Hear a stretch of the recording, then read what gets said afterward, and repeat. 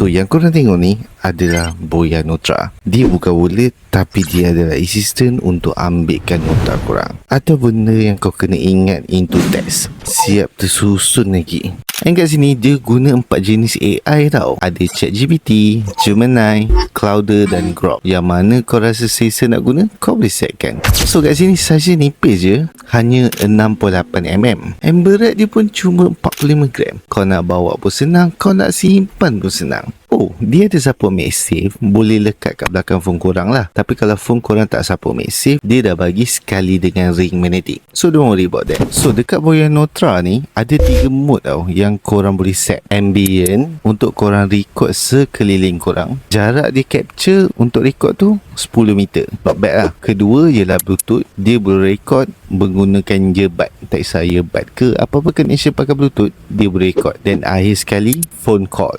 Maksudnya kalau kau ada call someone then kau nak record, yes, dia boleh juga. So boleh pilih lah ikut kesesuaian masa korang nak guna. Lepas tu cara nak guna memang simple. Sebab ada satu je button. Korang tekan je lama-lama sampai vibrate sekali untuk record lah. Kalau nak stop pula, tekan je lagi sampai vibrate 2 kali, dia akan stop. And lagi satu, korang boleh highlight juga. Kalau ada benda yang korang nak highlight lah, korang tekan sekali, nanti dia akan blinking. Simple. Semua ni akan masuk dalam satu tempat. Application iaitu Notra lah. So korang connect lah device korang dengan application ni. Macam aku guna iPad aku lah. And dia bukan saja tukar teks, siap sekali dengan summary lagi. Macam aku tunjuk kat sini. Ada mind map, ada summary, dan ada juga apa yang conversation tadi yang korang record, dia ada juga kat sini. And korang boleh dengar juga apa yang korang record tadi sambil korang baca juga. So mic dia kat depan ni, and plus AI noise cancelling. And storage dekat Boya Notra ni 64GB. Memang boleh record lama lah. Lepas tu bateri dia pula boleh tahan sampai 24 jam.